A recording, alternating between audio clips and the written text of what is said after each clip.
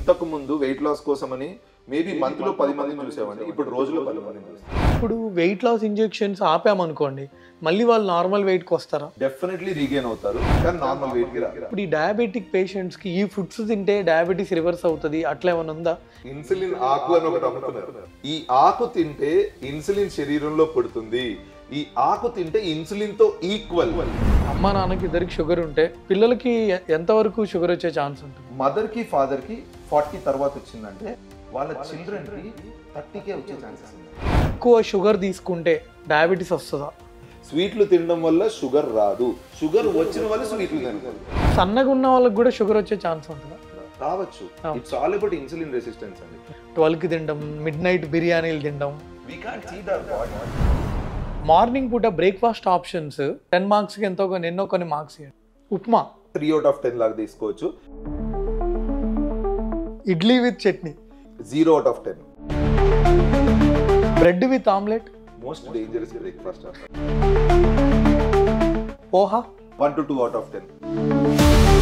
Onion dosa 3 out of 10. Bonda very bad. 0 to 1 out of 10. అసలు సాయంత్రం పూట పునుగులు తినకపోతే అదేదో పెద్ద మిస్టేక్ అయిపోయినట్టు ఆ రోజులో. Never take fruit as fruit juices. ఇది నేను స్టేట్మెంట్ పాస్ చేస్తున్నాను. హాయ్ హలో ఫ్రెండ్స్, నేను మీ doctor Sai Chandra, consultant joint replacement and arthroscopy surgeon, pulse heart super speciality hospital Miyapur. So ఈరోజు మనతో డాక్టర్ తనోజ్ గారు ఉన్నారు. నేను డాక్టర్ తనోజ్ గారు చాలా వీడియోస్ ఇన్స్టాగ్రామ్లో యూట్యూబ్లో చేశాము. సార్ కూడా పల్స్ హార్ట్ సూపర్ స్పెషాలిటీ హాస్పిటల్లో వర్క్ చేస్తారు. సో నమస్కారం సార్. సో తనోజ్ గారు, మీ గురించి మీరు బ్రీఫ్గా ఇంట్రొడక్షన్ చెప్పండి. సో ఇందాక నేను చెప్పినట్టు నా పేరు డాక్టర్ తనోజ్ బచ్చు అండి. నేను ఒక కన్సల్టెంట్ ఫిజిషియన్ డయాబెటాలజిస్ట్. నేను ఆల్మోస్ట్ 10 years ఈ ఫీల్డ్లో ఇప్పుడు ప్రాక్టీస్లో ఉన్నాను. ఐసీ లైక్ అట్లీస్ట్ ఒక 30 to 40 diabetic patients and 30 to 40 general patients everyday చూస్తాను, న్యూ ఓపీ లాగా. సో నాకు ఈ లాస్ట్ 10 yearsలో చెప్పినట్టయితే కనుక డయాబెటీస్లో almost each and every update నేను వెళ్ళడం జరిగింది. Each and every update conferences కానీ ఇవన్నీ నేను అటెండ్ అవ్వడం జరిగింది. So predominantly I treat diabetes. Predominantly I focus more and diet and life style. నేను ఎక్కువ మెడికేషన్ మీద డిపెండ్ అవ్వకుండా ఒక పేషెంట్ డైట్ అండ్ లైఫ్ స్టైల్తో ఎంతవరకు మాడ్యులేట్ చేయొచ్చు డయాబెటీస్ని అనే దాని ఫ్యాక్టర్ మీద ఎక్కువ ట్రీట్ చేస్తూ ఉంటాను అన్నమాట. తనోజ్ గారు, మీరు స్కూలింగ్ ఎక్కడ? స్కూల్ వచ్చేసి కుకట్పల్లి హౌసింగ్ బోర్డ్, మన కేపీహెచ్బి ఉంది కదా, నాకు ఆల్మోస్ట్ ఒక 15-16 years అక్కడే ఉంది. దాని తర్వాత ఒక 2 years కొద్దిగా అటు ఇటు షిఫ్ట్ అవ్వడం జరిగింది. దాని తర్వాత ఇంకా మొత్తం మళ్ళీ MBBS I'm back to KPHB. So నేను ఎంబీబీఎస్ భాస్కర్ మెడికల్ కాలేజ్లో చేశాను. సో ఫ్రమ్ హోమే వెళ్ళేవాడిని బస్లో. తర్వాత ఎండి నేను గవర్నమెంట్ మెడికల్ కాలేజ్ విజయవాడలో చేశాను. సో ఆ 3 years నేను విజయవాడకి షిఫ్ట్ అవ్వడం జరిగింది. దెన్ నేను ఫెలోషిప్ క్లీవ్లాండ్ క్లినిక్లో మన డయాబెటీస్ది చేయడం జరిగింది. దాని తర్వాత మల్టిపుల్ డయాబెటిక్ ఫెలోషిప్స్ చేయడం జరిగింది. చిన్న ఒక 6 months మనకి లేటెస్ట్ అప్డేట్స్ మీద వీటి మీద నేను చేయడం జరిగింది అనమాట. So predominantly I belong to Kukatpally housing board. PG ఏ టైంలో చేశారు? నేను 2014, 15, 16 ఎండి జనరల్ మెడిసిన్ 13 to 16 చేశాను. అంతే. మీరు పీజీ టైంలో చూసిన కేసెస్లో మీకు బాగా గుర్తున్న కేసు, ఎందుకంటే మనందరికీ పీజీ టైంలో 1-2 కేసులు ఇంకా నాకైతే ప్రతిరోజు గుర్తుంటాయి. సో అలాంటి ఒక కేసు గురించి చెప్పరా? సో మీకు తెలిసినట్టు సాయి గారు, జనరల్లీ ఏంటంటే గవర్నమెంట్ సెటప్లో మనకి అన్నీ అవైలబుల్గా ఉండవు. సో ఇలాంటి సెటప్లో నా 3 years పీజీ లైఫ్లో మేము ఒక పేషెంట్ని సేవ్ చేయడం జరిగింది. దట్ వాజ్ లైక్, అది అయిన తర్వాత I got utmost confidence in me. నా మీదే కాదు, ఒక గవర్నమెంట్ సెటప్లో విత్ లిమిటెడ్ అవైలబిలిటీ కూడా మనం పేషెంట్ని కాపాడొచ్చు, ప్రాపర్గా డయాగ్నోస్ చేయగలుగుతాయి అనేది అర్థమైంది. సో బ్రీఫ్గా చెప్పాలి అంటే the patient was diabetic, 23 years old. Diabetic అప్పుడే తెలిసింది ఆయనకి, చాలా సన్నగా లీన్గా ఉన్నాడు. This is first twist for us. Second twist ఏంటంటే ఆయన మాకు ప్రెసెంట్ అయింది ఫీవర్తో. కానీ ఒక 2-3 daysలో స్లోలీ అతను ఆల్టర్డ్ సెన్సోరియంలోకి వెళ్ళిపోవడం, చుట్టూరా ఉన్న వాళ్ళని మర్చిపోవడం జరిగింది. ఇదేంటి ఇలా జరుగుతుంది అని మేము ఎల్పీ చేయడం జరిగితే అప్పుడు మెనింజైటిస్, మెనింగో ఎన్కెఫలైటిస్ అనే ఒక డిజీజ్ అనేది డయాగ్నోస్ చేసాం. ఎల్పీ అంటే ఏంటండి? లంబార్ పంక్చర్ అంటాం. నడుము దగ్గర ఉన్న L3, L4 వర్టిబ్రా మధ్యలో చిన్నగా మనం ఫ్లూయిడ్ తీయగలం, సిఎస్ఎఫ్ని, సెరిబ్రోస్పైనల్ ఫ్లూయిడ్ని తీసి మనం డయాగ్నోస్ చేయొచ్చు ఏ డిజీజ్ ఉంది, ఎందుకు బ్రెయిన్ ఆ టైంలో ఫంక్షన్ చేయకుండా అందరినీ మర్చిపోయాడు అనేది మనం డయాగ్నోస్ చేయొచ్చు. అందులో బేసిక్గా మన ప్రేక్షకులకు అర్థం కావాలని ఎల్పి అంటే ఏంటని అడిగాను. సో ఈ లంబార్ పంక్చర్లో సిఎస్ఎఫ్ అనాలిసిస్లో మనం మెనింజైటిస్ అంటే మెదడు వాపి వ్యాధి అనేది డయాగ్నోస్ చేయడం జరిగింది. సో అప్పుడు ఈ యంగ్ ఏజ్లో ఎందుకు వచ్చిందని చూస్తే ఫస్ట్ ట్విస్ట్ బయటపడింది డయాబెటీస్ అని. అప్పుడే తెలిసింది, వాళ్ళ పేరెంట్స్కి తెలియదు. సరే అని చెప్పి ట్రీట్ చేయడం స్టార్ట్ చేసిన తర్వాత స్లోగా మాకు అర్థమైందంటే టీబీ అటాక్ అయిందని తెలిసింది. టీబీ అటాక్ అయిన తర్వాత చాలా ఎప్పుడు ఏ టీబీ అనేది చాలా ఫాస్ట్గా ప్రోగ్రెస్ అవ్వదు, కానీ అతనిలో చాలా ఫాస్ట్గా ప్రోగ్రెస్ అయ్యి మెల్లగా ఫిట్స్లోకి దారి తీసింది. సో ఫిట్స్లోకి దారి తీయగానే వెంటనే వెంటిలేటర్ పెట్టడం జరిగింది.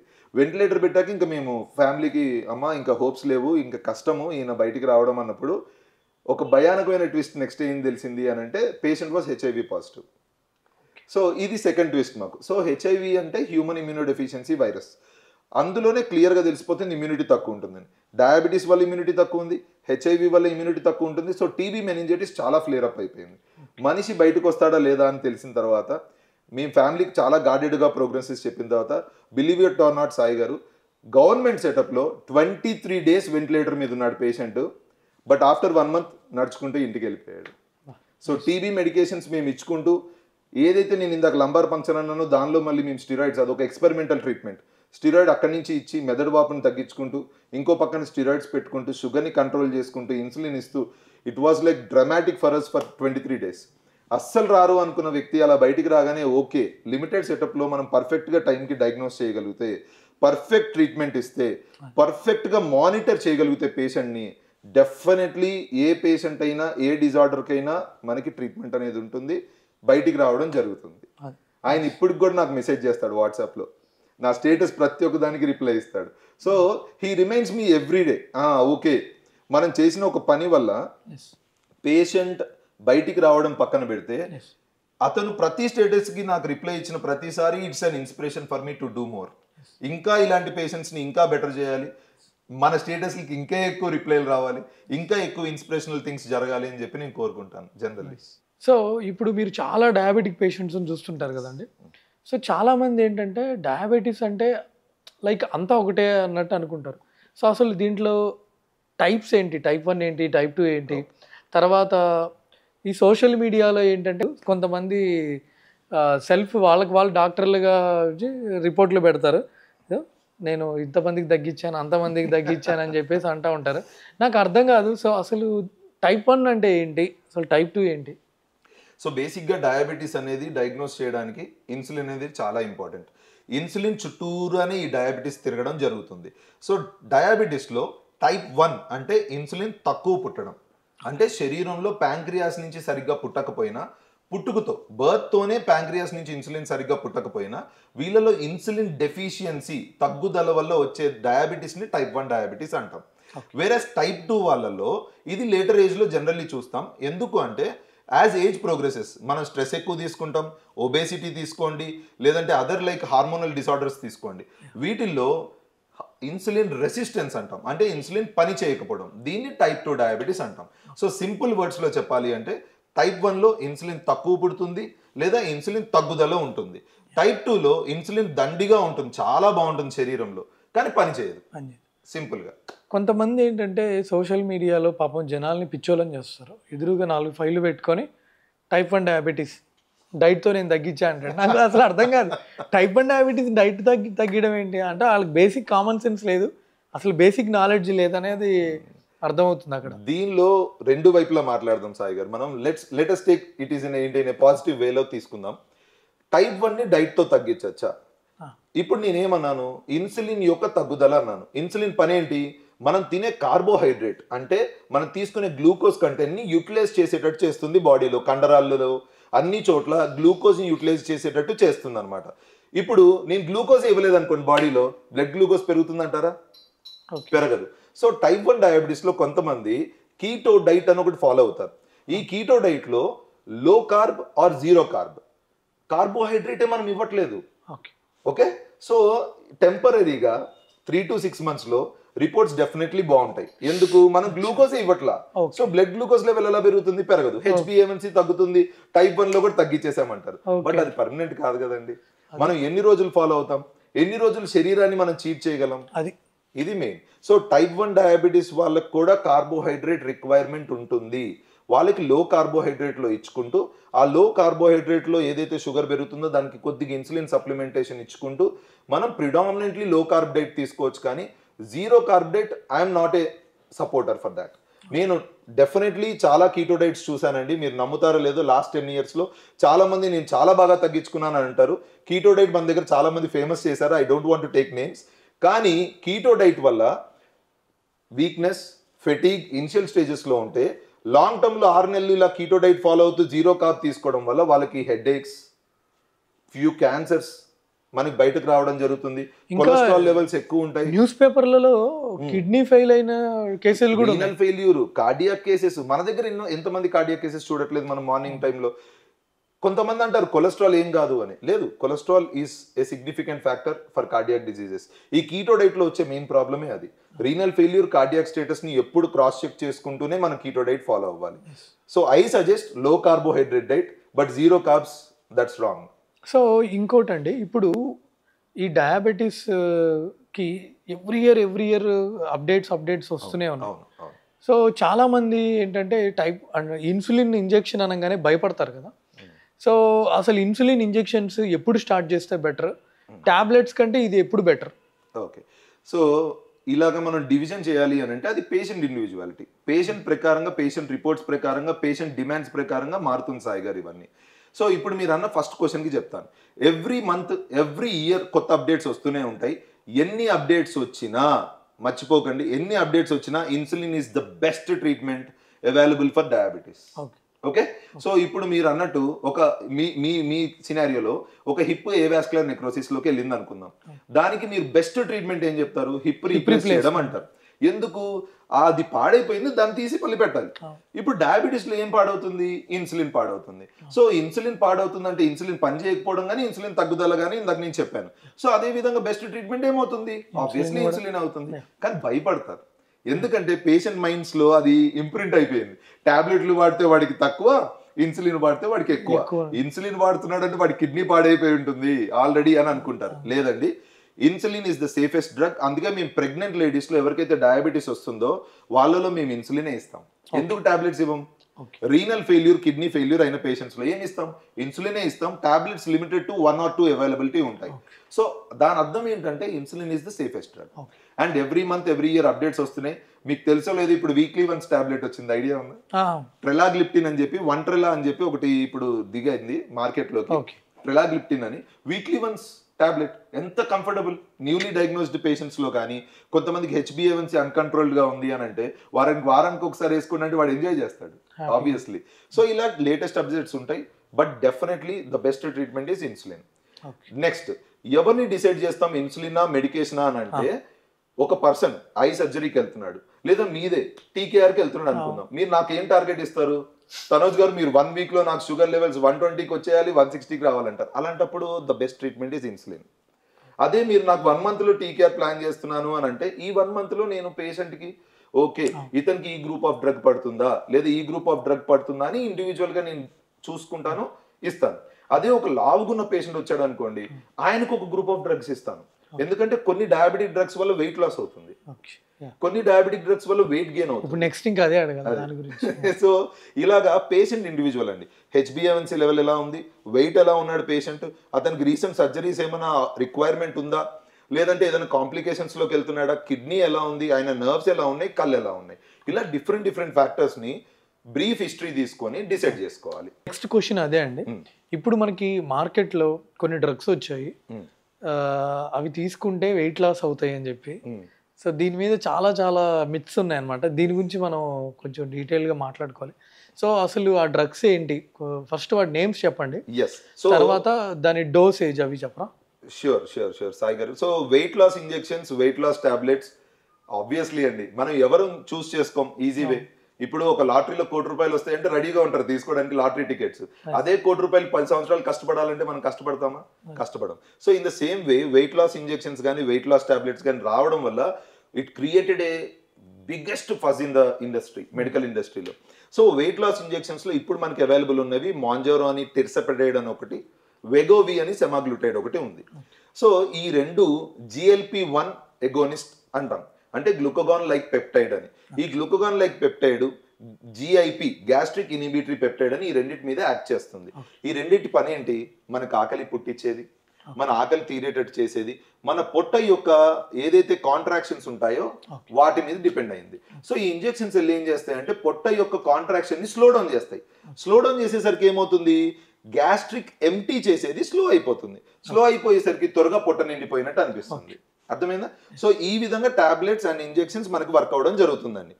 ఈ ఇంజెక్షన్స్ వల్ల, టాబ్లెట్స్ వల్ల వెయిట్ లాస్ డెఫినెట్లీ ఉంటుంది, డయాబెటీస్ కంట్రోల్లోకి వస్తుంది. ఎందుకంటే మనం లిమిట్ చేస్తున్నాం క్యాలరీస్. లిమిట్ చేసినప్పుడు గ్లూకోజ్ యూటిలైజేషన్ పెరిగి గ్లూకోజ్ లెవెల్స్ బ్లడ్లో తగ్గుతాయి. సో డెఫినెట్లీ డయాబెటిక్ కంట్రోల్కి, వెయిట్ లాస్కి చాలా ఉపయోగం ఇది. నౌ మనం ఇంత మంచిగా మాట్లాడుకున్నప్పుడు డార్క్ సైడ్ మాట్లాడాలి. నేను ఇందాక చెప్పినట్టు గ్యాస్ట్రిక్ ఎంటీయింగ్ స్లో డౌన్ అయినప్పుడు ఆబ్వియస్లీ మనిషికి గ్యాస్ట్రిక్ ఇష్యూస్ వస్తాయి. వామిటింగ్ సెన్సేషన్, ఛాతిలో మండడం, ఛాతిలో ఏదో పొడుస్తున్నట్టు అనిపించడం, వీపులో పట్టేసినట్టు అనిపించడం. రెండోది, ఇందా నేను చెప్పినట్టు గ్లూకోజ్ లెవెల్స్ డౌన్ చేస్తుంది అన్నాను. డయాబెటీస్ లో మంచిది. వేరే డయాబెటిక్ కానోళ్ళు కూడా తీసుకుంటారుగా, వాళ్ళలో గ్లూకోజ్ లెవెల్ డౌన్ అయినప్పుడు ఏమవుతుందంటే తలనొప్పి వస్తుంది ఈ వెనక భాగంలో. ఈ తలనొప్పి ఇరిటేటింగ్ గా ఉంటుంది. ఊరికే మన కొలీగ్స్ మీద అరిచేస్తాం, ఇంకా లేడీస్ అయితే హస్బెండ్స్ మీద అరుస్తారు, హస్బెండ్స్ అయితే బయటికి వెళ్ళి తీర్చుకుంటారు. ఎవరైనా ఆ చిరాకు అనేది ఎందుకు వస్తుంది అంటే గ్లూకోజ్ లెవెల్ డౌన్ అయినప్పుడు. మనకు ఆకలి వేసినప్పుడు ఎలా ఉంటుంది చిరాకు, అలా ఉంటుంది ఇది. సో క్వాలిటీ ఆఫ్ లైఫ్ తగ్గుతుంది, గ్యాస్ట్రిక్ ఇష్యూస్ వస్తాయి, కాన్స్టిపేషన్, మోషన్ సరిగ్గా రాకపోవచ్చు, కొన్నిసార్లు మోషన్ ఎక్కువ అవ్వచ్చు. ఈ సైడ్ ఎఫెక్ట్స్ ని మనం ఒకవేళ ఓర్చుకోగలం, మనకి ఈ సైడ్ ఎఫెక్ట్స్ కన్నా బెనిఫిట్ ఇంపార్టెంట్. అంటే వెయిట్ లాస్ అవుతే మీరు నాకు బాగా క్లోజ్ కాబట్టి మన టీకేఆర్ పేషెంట్ కి వెయిట్ లాస్ అవుతే చాలా బ్యూటిఫుల్ ఇంప్రూవ్మెంట్ ఉంటుంది. ఫిజియోథెరపీ పరంగా బాగుంటుంది, మీకు సర్జరీ పరంగా బాగుంటుంది. అలాంటి వాళ్ళలో ఇస్తాం. కార్డియాక్, వాళ్ళు మల్టిపుల్ స్టెంట్స్ వేయించుకోవాల్సి వచ్చింది ఒబేసిటీ రిలేటెడ్ గా, వాళ్ళకి ఇస్తాం. మ్యారేజ్ కి ముందు మంచిగా చాలా మంది యంగ్ వాళ్ళు అడుగుతున్నారు. యంగ్ వాళ్ళు మామూలుగా అడగట్లా అసలు. నా ఓపీలో వెయిట్ లాస్, నేను ఇంతకు ముందు వెయిట్ లాస్ కోసమని మేబీ మంత్ లో 10 మందిని చూసేవాడిని, ఇప్పుడు రోజులో 10 మందిని చూస్తున్నా. కేవలం ఇవి వచ్చి ఫస్ట్ క్రియేట్ చేసి ఒక 10 మందికి నేను కూర్చొని కౌన్సిలింగ్ ఇవ్వాల్సి వస్తుంది. బాబు ఇది తీసుకుంటే ఇది వస్తుంది, నీకు ఓకేనా? నీకు నిజంగా అంత బెనిఫిట్ ఉంటుందా? నీకు నిజంగా ఈ టాబ్లెట్స్ వల్ల, ఈ ఇంజెక్షన్ వల్ల అంత బెనిఫిట్ వస్తుంది అంటే I recommend. If not I won't. And రెండోదండి, పేషెంట్ కన్నా మనమే జడ్జిమెంట్ బెటర్ గా ఇవ్వగలం. సో కూర్చొని మన జడ్జిమెంట్ ని పేషెంట్ కి క్లియర్ గా ఎక్స్ప్లెయిన్ చేయగలనేది నా ఫీలింగ్. పేషెంట్ మనం ఫోర్స్ చేస్తాడు వెయిట్ లాస్ అవ్వడానికి, ఏముంది అందుకని. తనోజ్ గారు, ఇప్పుడు ఈ మాంజారో డ్రగ్ తీసుకొని బాగా వెయిట్ తగ్గిన ఎవరైనా పేషెంట్ సక్సెస్ స్టోరీ చెప్పండి. షూర్. సో ఒక పేషెంట్ నాకు 138 ఎంతో కిలోస్తో వచ్చారు. ఆయన మెయిన్గా వచ్చేసరికి హిప్ పెయిన్, నీ పెయిన్తో వచ్చి నాకు వెయిట్ లాస్ అవ్వమన్నారు. So I want weight loss అన్నట్టు అడిగారు. వీళ్ళకి నేను ఓరల్ టాబ్లెట్స్ పెట్టడం జరిగింది. ఓరల్ సెమాగ్లూటైడ్ రైబెల్సిస్ అని వచ్చింది. సో అతను అరౌండ్ 1 month కి 3 kilos 2 kilos తగ్గాడు. ఆబ్వియస్లీ మన వాళ్ళకి 1 month లో 3 kilos అంటే అంత పెద్ద ఉపయోగం ఉన్నట్టు అనిపించదు. సో ఆయన నాకేం క్వశ్చన్ చేశాడంటే, సార్ నేను డైట్ చేసినా తగ్గుతాను, నాకు ఐ వాంట్ మోర్ అని అన్నాడు. అప్పుడు I started him on weight loss injection. Mounjaro నేను 2.5 mg per week తో స్టార్ట్ చేశాను. దాంతో 5 mgకి వెళ్ళాం, దాంతో 7.5 mgకి వెళ్ళాం. సో దీని ప్రకారంగా తీసుకుంటే నేను ఒక 2 weeks అలా వెళ్తున్నప్పుడు 1.5 month అయింది అనుకుందాం. సో మొత్తం కలిపి వెయిట్ లాస్ మెడికేషన్ స్టార్ట్ చేసి 2.5 months అయింది. 1 month ఓరల్, 1.5 month ఇంజెక్షన్స్. 138 నుంచి 112కి వచ్చారు సాయి గారు విత్ ఇన్ 2.5 months. బట్ ఈ వీడియో చూసి మీ అంతటి మీరు ఎప్పుడు వెయిట్ లాస్ ఇంజెక్షన్స్ తీసుకోవద్దండి. ఎందుకంటే ఇది ఓన్లీ క్వాలిఫైడ్ డాక్టర్స్ సూపర్విజన్లోనే వాళ్ళు ట్రీట్మెంట్ ఇస్తేనే మీరు తీసుకోవాలి, ఓకేనా? దయచేసి మీ అంతటి మీరు తీసుకోవద్దు, ఎందుకంటే లేనిపోని కాంప్లికేషన్స్ వస్తే మళ్ళీ అదొక తలనొప్పి, ఓకేనా? సో అందుకే ఇందా నేను అన్నాను కదా, పేషెంట్ యొక్క బెనిఫిట్ వర్సెస్ రిస్క్ మనం అసెస్ చేసి పేషెంట్ కి మనం క్లియర్ గా ఎక్స్ప్లెయిన్ చేయగలగాలి, మనం పెట్టాలి. ఇప్పుడు ఈ వ్యక్తి నాకు 138 నుంచి ఆల్మోస్ట్ 112 kilos వరకు వచ్చారు. కానీ ఈ గ్యాప్ లో 138 నుంచి 112 వచ్చే గ్యాప్ లో ఈ 2.5 months లో 3 times నన్ను కలవడం జరిగింది. గ్యాస్ట్రిక్ ఇష్యూస్ తో, మోషన్స్ తో, ఒకసారి నేను సెలైన్ కూడా పెట్టాల్సి వచ్చింది. సో ఇది dark side. Definitely for every drug ఒక పాజిటివ్ ఉన్నప్పుడు ఒక నెగిటివ్ కూడా ఉంటుంది. సో ఇది మాత్రం ఆయన చాలా హ్యాపీగా, సార్ నేను సైజ్ మొత్తం డౌన్ అయిపోయింది, నేను కొత్త బ్రాండ్స్ ఎక్స్ప్లోర్ చేస్తున్నాను, కొత్త షర్ట్స్ వేసుకున్నాను, కొత్త టీ షర్ట్స్ వేసుకున్నాను, చాలా హ్యాపీగా ఫీల్ అయ్యాడు. ఇప్పుడు ప్రెసెంట్ హీఈస్ రన్నింగ్ ఆన్ ఇంకా 7.5 mg మాంజారో మీద ఉన్నారు, 112 దగ్గర ఉన్నారు. లెట్స్ సీ ఎక్కడి వరకు వెళ్తారు అనేది. 2.5 months లో మాత్రం 138 నుంచి 112కి రావడం జరిగింది. ఈ 26 kilos తగ్గారు ఈ వ్యక్తి. ఇది ప్రతి వ్యక్తిలో ఉండాల్సిన అవసరం లేదు. మళ్ళీ ఒక్కొక్క వ్యక్తికి ఒక్కొక్క టైప్ ఆఫ్ వెయిట్ లాస్ ఉంటుంది. ఎందుకు? ప్రతి ఒక్క బాడీ ఇండివిజువల్ స్ట్రక్చర్ వేరు, జెనెటిక్స్ వేరు, హార్మోనల్ ప్రొఫైల్ వేరు.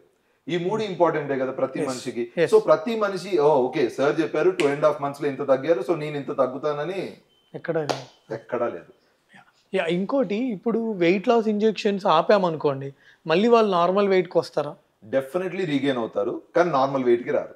Here comes the catch. ఇప్పుడు 10 kilos తగ్గారనుకోండి, మనం వెయిట్ లాస్ ఇంజెక్షన్స్ ఆపేస్తే 2 kilos నుంచి 3 kilos పెరుగుతారు. So that means 100% weight loss లో మనము ఆపేస్తే 20 to 30% రీగెయిన్ అయ్యే ఛాన్స్ ఉంది, కానీ మళ్ళీ తిరిగి 100% రీగెయిన్ అవ్వరు. అండ్ రెండోది, మనం అలవాటు చేస్తున్నాం ఒక మనిషికి, నువ్వు ఇంత తింటే ఇంత వెయిట్ లాస్ అవుతావు, నువ్వు ఇంత తింటే ఇలా ఉంటుంది నీ ఆరోగ్యం అనేది మనం ఒక అలవాటు చేసినప్పుడు patient should continue the diet and life style through out his life. ఏదైనా మనం నేర్పించడానికి ఒక ఇన్స్టంట్ రిజల్ట్ కోసం మనం చూపిస్తున్నాం, కానీ ultimate the best strategy for weight loss and fitness is diet and life style. ఇంకోటి తనోజ్ గారు, చాలా మనం వీడియోలు చూస్తూ ఉంటాము, ఫుడ్తో డయాబెటీస్ రివర్స్ చేయొచ్చు, ఫుడ్తో డయాబెటీస్ రివర్స్ చేయొచ్చు అని. సో అసలు ఫుడ్తో డయాబెటీస్ రివర్స్ చేయొచ్చా? ఓకే, టైప్ 1 డయాబెటీస్ అయితే రివర్స్ చేయలేము, ఎందుకంటే ఇన్సులిన్ పుట్టదు కాబట్టి వాళ్ళ శరీరాల్లో, పాపం వాళ్ళదైతే రివర్స్ చేయడం కష్టం. Now coming to type 2 diabetes. ఇప్పుడు మోస్ట్ కామన్ కారణం ఏమంటారు మనందరికి టైప్ 2 డయాబెటీస్ రావడానికి? స్ట్రెస్ కారణం, ఒబేసిటీ కారణం, సెడెంటరీ లైఫ్ స్టైల్ కారణం.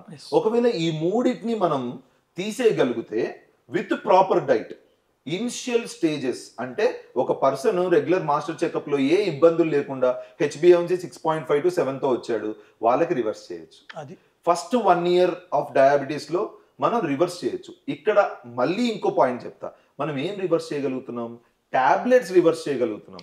ఒక్కసారి ఒక పర్సన్ డయాబెటిక్ అయ్యారు అంటే వాళ్ళు లైఫ్ లాంగ్ డయాబెటిక్ అన్నట్టే మైండ్ లో పెట్టుకోవాలి. ఎందుకు? ఈ స్ట్రెస్ వల్ల, ఈ ఒబేసిటీ వల్ల, ఈ డైట్ వల్ల, ఈ సెడెంటరీ లైఫ్ స్టైల్ వల్ల ఒకసారి వచ్చింది మళ్ళీ రాదా? మనం ఒకసారి డైట్ చేశాను, నేను ఒక 3 నెలలు చాలా ఫిట్ గా జిమ్కి వెళ్ళాను, లేదా ప్రతిరోజు జాగింగ్కి వెళ్ళాను, తగ్గించుకున్నాను, మళ్ళీ రాదు అన్నట్టు ఉండదు. ఈ లైఫ్ లో ఇది నిరంతరం ఇక అవుతూనే ఉంటాయి కదా మన లైఫ్ లో. సో అందుకే రివర్స్ చేయడం అనేది, we're reversing the tablet usage. But diabetes అయితే మనకి లైఫ్ లాంగ్ ఉంటుంది, ఆ రిస్క్ మనకి లైఫ్ లాంగ్ ఉంటుంది. సో రెగ్యులర్ గా డాక్టర్ తో చెకప్ లో ఉండాలి, ఎప్పుడు రెగ్యులర్ బ్లడ్ టెస్ట్ అవి చేయించుకుంటూ ఉండాలి. ఒక్కసారి డయాబెటిక్ అని మనకు ఒక లెవెల్ దాటింది అంటే ఎవ్రీ 3 months మనం చెక్ చేయించుకోవాలి. తర్వాత డాక్టర్ కి చాలా కాన్ఫిడెన్స్ వచ్చి పేషెంట్ లో బాగా diet and life style follow అవుతున్నాడు అని అనిపిస్తే డాక్టర్ 6 months కి రమ్మంటారు. మనము ఒకసారి బెటర్ అయ్యాము అని చెప్పి మళ్ళీ 1 సంవత్సరం వదిలేస్తే మళ్ళీ వచ్చే ఛాన్స్ ఉంది. ఇంకోటి, ఇప్పుడు ఈ డయాబెటిక్ పేషెంట్స్ కి ఈ ఫుడ్స్ తింటే డయాబెటీస్ రివర్స్ అవుతుంది అట్లా ఏమైనా ఉందా? ఎందుకంటే మనం చాలా చూస్తుంటాం సోషల్ మీడియాలో. లీవ్స్ కూడా ఉంటాయి సాయి గారు, మీకు తెలుసా? డయాబెటీస్ ఆకు, ఇన్సులిన్ ఆకు అని ఒకటి అమ్ముతున్నారు, హైదరాబాద్ లో అమ్ముతున్నారు. ఊరు సైడ్ కాదు, నేను I'm not talking on the village side also. ఈ ఆకు తింటే ఇన్సులిన్ శరీరంలో పడుతుంది, ఈ ఆకు తింటే ఇన్సులిన్ తో ఈక్వల్, ఇది వండర్ చేస్తుంది అంటారు. అలాంటివి ఏం జరగవు శరీరంలో. కాకరకాయ జ్యూస్ తాగితే షుగర్, చాలా మంది కాకరకాయ జ్యూస్ అంటారు, కొంతమంది మోరింగా పౌడర్ అంటారు. అంటే చాలా నేను అనుకోవడం కాకరకాయ పుల్ల చేదుగా ఉంటుంది. సో బేసికల్లీ ఇక్కడ పాయింట్ ఏంటంటే, కాకరకాయ తీసుకున్నప్పుడు షుగర్ లెవెల్స్ తగ్గుతాయి. ఎందుకు? ఫైబర్ వల్ల. ఓకే, ఇదే కీరా దోసకాయతో కూడా అవుతుంది, ఇదే ఆకుకూరలతో కూడా అవుతుంది, ఇదే బెండకాయతో, దొండకాయతో, మునక్కాడతో, అన్నిటితో అవుతుంది. Coming to moringa powder, moringa powder శరీరంలో ఇన్సులిన్ రెసిస్టెన్స్ క్లియర్ చేయదు, ఇన్సులిన్ పుట్టించదు, అది కూడా అంతే same. It's all about fibre. మనం ఎంత ప్లెంటీ ఆఫ్ ఫైబర్ తీసుకుంటామో అది అంత వాటర్ని అబ్జార్బ్ చేసుకొని అంత గ్లూకోజ్ లెవెల్స్ని తగ్గించడం జరుగుతుంది. మన డైట్లో ఎక్కువ గ్రీన్స్ తీసుకొని తక్కువ కార్బ్స్ తీసుకుంటే ఏదైనా అంతే, సింపుల్. అంతేగాని మనకి ఒక ఆకో లేకపోతే ఇలాంటి వాటి వల్ల ఏం అడ్వాంటేజ్ ఉండదు. మెంతుల వల్ల అయితే కొన్ని సైంటిఫిక్ ఎవిడెన్స్ ఉంది. మెంతులు కూడా మెట్ఫార్మిన్ లాగా వర్క్ చేస్తుంది, ఒక షుగర్ టాబ్లెట్ లాగా అని చెప్తారు. అది కన్ఫర్మ్ కాదని నేను అన్నాను, కానీ మెట్ఫార్మిన్ అంతా వర్క్ చేయదు, మెట్ఫార్మిన్ లాగా వర్క్ చేస్తుంది. నేను మెంతులు తింటాను, పొద్దున్న లెగ్గానే కాకరకాయ జ్యూస్ తాగుతాను, మధ్యాహ్నం వెజిటేబుల్ జ్యూస్ తాగుతాను, సాయంత్రం మొరింగా టీ తీసుకుంటాను, నాకు షుగర్ రాదు అని అనుకోవడం భ్రమ, జరిగే పని కాదు అది. ఇవన్నీ చేస్తే బెటర్ షుగర్ కంట్రోల్ ఉంటుంది, ఎందుకంటే మనం డైట్ అంత బ్యూటిఫుల్ గా ఫైబర్ ఇన్వాల్వ్ చేస్తున్నాం కాబట్టి షుగర్ కంట్రోల్లో ఉంటుంది, కానీ షుగర్ పోదు. పేరెంట్స్ ఇద్దరికి షుగర్ ఉంది అనుకోండి, అమ్మా నాన్నకి ఇద్దరికి షుగర్ ఉంటే పిల్లలకి ఎంతవరకు షుగర్ వచ్చే ఛాన్స్ ఉంటుంది? ఓకే, సో ఇది మనము ఓన్లీ డయాబెటీస్ లాగా కాకుండా we'll talk it as a metabolic syndrome. Metabolic syndrome అంటే డయాబెటీస్ ఉంటుంది, డిస్లైపిడమియా అంటే cholesterol problem, blood pressure and other metabolic disorders ఏవైతే థైరాయిడ్ అన్ని ఎనీ మెటబాలిక్ డిజార్డర్స్ ఏంటంటే 35% ఛాన్స్ ఉంటుంది. ఓకే. అమ్మ నాన్నకి ఇద్దరికి ఉంది అని అంటే there is 35% chance that their progeny or వాళ్ళ సన్ ఆర్ డాటర్కి వచ్చే ఛాన్సెస్ ఉంటాయి. నెక్స్ట్ ఇంకొకటి ఏంటంటే మదర్కి ఫాదర్కి 40 తర్వాత వచ్చిందంటే వాళ్ళ చిల్డ్రన్కి 30కే వచ్చే ఛాన్సెస్ ఉన్నాయి. బా, యంగ్ ఏజ్లో వచ్చే ఛాన్సెస్ ఉన్నాయి. ఇప్పుడు దీనికి మనం ఏం చేయాలి, మరి నేను జెనెటిక్స్ వచ్చింది కదా అని చాలా మంది బాధపడుతూ ఉంటారు. నా దగ్గరికి ఎంతో మంది వస్తారు, మా నాన్నకి కిడ్నీ ప్రాబ్లం ఉంది, మా నాన్నకి డయాబెటీస్ ఉంది, నాకు వస్తుందని భయంగా ఉంది. భయం మంచిదే. భయంతో యాంగ్జైటీలోకి వెళ్లకుండా భయంతో diet and life style follow అవ్వాలి. These people can prevent it from coming. అంటే రానియకుండా ఆపుకోగలరు, కానీ అది డ్యూరేషన్ మాత్రమే. అంటే 30కి రావాల్సింది 35 వరకు ఆపగలరు, 40 వరకు ఆపగలరు, ఒక proper diet and life style follow అవుతాయి. బట్ అది ఇన్ఎవిటబుల్, డెఫినెట్లీ జెనెటిక్ది ఏదో ఒక టైంలో వచ్చే ఛాన్సెస్ ఉంటాయి. If it is decide to come అంతే. 35% ఛాన్స్ ఉంది, రావచ్చు, దాన్ని మనం డిలే చేయొచ్చు ప్రాపర్ డైట్ అండ్ లైఫ్ స్టైల్తో అంతే. ఇంకోటి తనోజ్ గారు ఇందాక అడుగుదాం అనుకున్నాను, మర్చిపోయాను. డయాబెటిక్ పేషెంట్స్కి ఏ ఫ్రూట్స్ బెటర్? ఎందుకంటే మనం సోషల్ మీడియాలో ఎలా ఉంటుందంటే ఒకళ్ళేమో మ్యాంగో తినొద్దు అంటాడు, లేదా ఒకడు మ్యాంగో తినొచ్చు, లైక్ లేదా ఫ్రూట్ కదా తినొచ్చు, సీజనల్ ఫ్రూట్స్ అన్ని మంచివే అని అంటూ ఉంటారు జనరల్. సో దాని మీద బ్రీఫ్ గా చెప్పరా? సో సింపుల్ గా ఏదైనా కానీ ఫ్రూట్ అయినా ఫుడ్ అయినా సాయి గారు మనం గ్లైసిమిక్ ఇండెక్స్ అంటాం. అంటే మనం తిన్న వాటిల్లో ఎంత గ్లూకోజ్ ఉందనేది ముఖ్యం కాదు, ఎంత గ్లూకోజ్ మన శరీరంలోకి అబ్జార్బ్ అయిందనేది ముఖ్యం. దీని పేరే గ్లైసిమిక్ ఇండెక్స్. ఓకే. సో అందరు నాతో ఏమంటారంటే దీనిలో చాలా తీయగా ఉంటుంది కదా పండు, నాకు చాలా డేంజర్ కదా అని. కాదు కాదు, ఆ తీయదనం ఎంత ఉంది పండులో అనేది ముఖ్యం కాదు, ఎంత తీయదనం ఆ గ్లూకోజ్ మన శరీరంలోకి అబ్జార్బ్ అవుతుంది అనేది ముఖ్యం. ఇలా లో గ్లైసిమిక్ ఇండెక్స్ ఉన్న ఫ్రూట్స్ తినచ్చు, లైక్ యాపిల్, దానిమ్మకాయ, పపాయ, జామకాయ, ఆరెంజెస్, నారింజ పండ్లు, పియర్ ఫ్రూట్, ఇలాగా డ్రాగన్ ఫ్రూట్, కివి, ఇన్ని ఆప్షన్స్ ఉన్నాయి. కానీ మన వాళ్ళకి నచ్చదు. మనం అరటిపండు తింటాను, సపోటా తింటాను, సీతాఫల్ తింటాను. సీతాఫల్ మీరు ఎందుకు వద్దంటారు, సీజనల్ ఫ్రూట్స్ చాలా మంచివి కదా. నో, హై గ్లైసిమిక్ ఉన్న ఫ్రూట్స్ని అవాయిడ్ చేయాలి. Banana, sapota, sitaphal, even water melon per se. Water melon చాలా మంచిది కదా, తక్కువ తీయగా ఉంటుంది కదా అని. ఇందా నేను చెప్పిన మళ్ళీ point glycemic index. Water melon మనం తీసుకోగానే అరగంటలో అరిగిపోతుంది, అరగంటలో గ్లూకోజ్ లెవెల్ స్పైక్ అవ్వే ఛాన్సెస్ ఉంది. అది దాని బదులు యాపిల్ బెటర్. ఎస్, యాపిల్, దానిమ్మకాయ తీసుకోవచ్చు, పపాయ తీసుకోవచ్చు, జామకాయ తీసుకోవచ్చు. దేర్ ఆర్ బ్యూటిఫుల్ ఫ్రూట్స్, మంచి ఫైబర్ ఉంటుంది వాటిలో. అందుకని ఇంకొక చిన్న పాయింట్ దీనికి లీడింగ్ లాగా నేను ఆన్సర్ చేద్దాం అనుకుంటున్నాను. Never take fruit as fruit juices. ఇది నేను స్టేట్మెంట్ పాస్ చేస్తున్నాను. ఇది చాలా మంది నాకు, సార్ నేను ఎవ్రీడే మార్నింగ్ బ్రేక్ఫాస్ట్ ఆపేసి జ్యూస్ తీసుకుంటాను, యాపిల్, బీట్రూట్, క్యారెట్, పొమిగ్రానెట్ కలిపి అంటారు. అస్సలు మంచిది కాదు. ఏబీసీ జ్యూస్ మామూలుగా కాదు, స్కిన్ గ్లో అయిపోయింది అంటారు. మంచిది కాదు.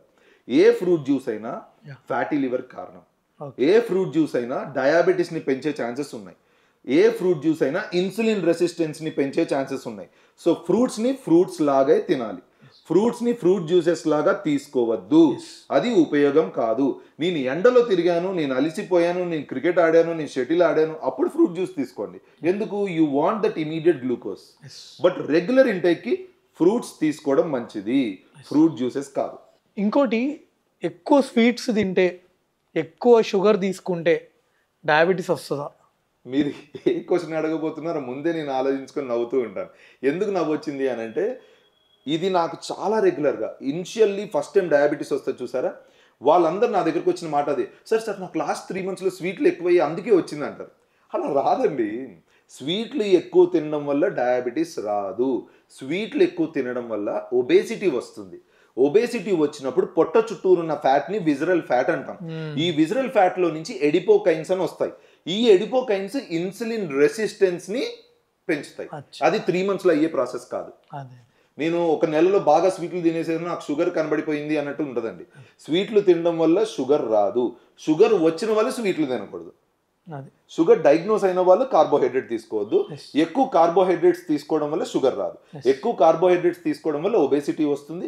ఒబేసిటీ వల్ల విజరల్ ఫ్యాట్ పెరుగుతుంది. విజరల్ ఫ్యాట్ నుంచి వచ్చే ఎడిపోకైన్స్ వల్ల ఇన్సులిన్ రెసిస్టెన్స్ అనేది స్టార్ట్ అయ్యి మెల్లగా ఇన్సులిన్ రెసిస్టెన్స్ పెరిగే కొలది డయాబెటీస్ బయటకి కనబడే ఛాన్సెస్ ఉన్నాయి. తనోజ్ గారు, ఇప్పుడు సన్నగా ఉన్న వాళ్ళకి కూడా షుగర్ వచ్చే ఛాన్స్ ఉంటుందా? షుగర్ వచ్చిన వాళ్ళు సన్నగానే ఉంటారు, యాక్చువల్ చాలా సన్నగా అయిపోతుంటారు, వెయిట్ లాస్. బట్ మీరు అడిగిన క్వశ్చన్కి సన్నగా ఉన్న వాళ్ళకి డయాబెటీస్ వస్తుందా? రావచ్చు. It's all about insulin resistance అండి. ఇప్పుడు ఒక పర్సన్ నైట్ డ్యూటీ చేస్తున్నాడు, సాఫ్ట్వేర్ చాలా మంది పాపం ఉన్నారు, నైట్ డ్యూటీ చేసే వాళ్ళు చాలా మంది నా దగ్గరకు వస్తారు, చాలా లీన్గా ఉంటారు, ప్రాపర్ డైట్ తీసుకోరు, ప్రాపర్ స్లీప్ ఉండదు. వీళ్ళల్లో కార్టిసాల్ అనే హార్మోన్ పెరిగిపోతుంది. ఎందుకు? ప్రాపర్ స్లీప్ లేదు. ఎర్లీ మార్నింగ్ రిలీజ్ అవ్వాల్సిన కార్టిసాల్ రిలీజ్ అవ్వదు, ఎందుకంటే వీడు ఎర్లీ మార్నింగ్ పడుకుంటాడు. తర్వాత కార్టిసాల్ పీక్లోకి వెళ్ళిపోతుంది. కార్టిసాల్ అంటే ఏంటనుకున్నారు? It's a steroid. స్టిరాయిడ్స్ మనం తీసుకుంటే ఏమవుతుంది? షుగర్ పెరుగుతుంది. అలా శరీరంలోనే స్టిరాయిడ్ పుట్టిందంటే సో సన్నగానే ఉంటాడు మనిషి, వాళ్ళలో కార్టిసాల్ లెవెల్స్ ఎక్కువ ఉంటాయి. సో ఆటోమేటిక్గా సన్నగా ఉన్న వాళ్ళల్లో కూడా ఇన్సులిన్ రెసిస్టెన్స్ ఉండొచ్చు, వాళ్ళల్లో కూడా డయాబెటీస్ రావచ్చు. సన్నగా లావుగా అనే డిఫరెన్స్ అనేది లేదు. ఎవరిలో ఇన్సులిన్ రెసిస్టెన్స్ ఎక్కువ ఉంటుంది, ఎవరిలో స్ట్రెస్ హార్మోన్స్ ఎక్కువ ఉంటాయో వాళ్ళలో డయాబెటీస్ అనేది ఎక్కువ కనబడే ఛాన్సెస్ ఉన్నాయి. ఎగ్జాక్ట్లీ. తనోజ్ గారు, ఇప్పుడు ఇంకోటి ఏంటంటే ఎవరైతే లేట్ నైట్ తింటారో, లైక్ 12కి తినడం, మిడ్ నైట్ బిర్యానీలు తినడం, ఇట్లాంటి వాళ్ళల్లో అసలు ఎట్లాంటి హెల్త్ ప్రాబ్లమ్స్ వస్తాయి? మిడ్ నైట్ బిర్యానీయే కాదు, ఈ మధ్య early morning 4 AM 4 AM biryani 4 AMకి ఒక్కొక్కరు కార్లు వేసుకొని ఎక్కడికో వెళ్ళిపోయి 4 AMకి mutton biryani. No, we can't cheat our body. మన బాడీ ఎలా మేకప్ అయింది చిన్నప్పటి నుంచి, పొద్దున 9 నుంచి రాత్రి 9 వరకు మన ఈటింగ్ సైకిల్ అనేది ఉంటుంది. ఆ ఈటింగ్ సైకిల్లోనే మనం తినాలి. 9 తర్వాత మనం తినే కొద్ది మిడ్ నైట్ క్రేవింగ్స్ పెరిగి, మిడ్ నైట్ బిర్యానీస్ పెరిగే కొద్ది డైజెషన్కి మనం ఛాన్స్ ఇవ్వట్లా. మధ్యరాత్రిలో లేచి తినేసి పడుకుని పోతాం. ఎక్కడ మన డైజెషన్కి ఎయిడ్ ఇస్తున్నాం? ఆ యాసిడ్ అనేది రాదు కదా, ఆ డైజెషన్ అనేది అవ్వదు కదా. ఎంజైమ్స్, డైజెస్టివ్ ఎంజైమ్స్ ప్యాంక్రియాస్ నుంచి రిలీజ్ అవ్వాలి కదా. ఇన్సులిన్ బెటర్గా వర్క్ అవ్వడానికి రాత్రి రిలీజ్ అవ్వాలి కదా. ఎందుకు రిలీజ్ అవుతాయి? ఇవన్నీ అవ్వవు. సో అలాంటప్పుడు డైజెషన్ తక్కువ ఉంటుంది. డైజెషన్ తక్కువ ఉన్నప్పుడు ఆటోమేటిక్గా ఎక్కువ కాంప్లికేషన్స్ కనబడతాయి, ఎక్కువ డయాబెటీస్ వస్తుంది. వీళ్ళంతా ఫ్యూచర్లో డయాబెటిక్ పేషెంట్స్ అయ్యే ఛాన్స్ ఉంటుంది. గ్యాస్ట్రోఎంట్రాలజిస్ట్కి ఫుల్ డిమాండ్. ఇంకా మామూలుగా ఉండదు గ్యాస్ట్రోఎంట్రాలజిస్ట్కి, డయాబెటీషియన్కి, అందరికి.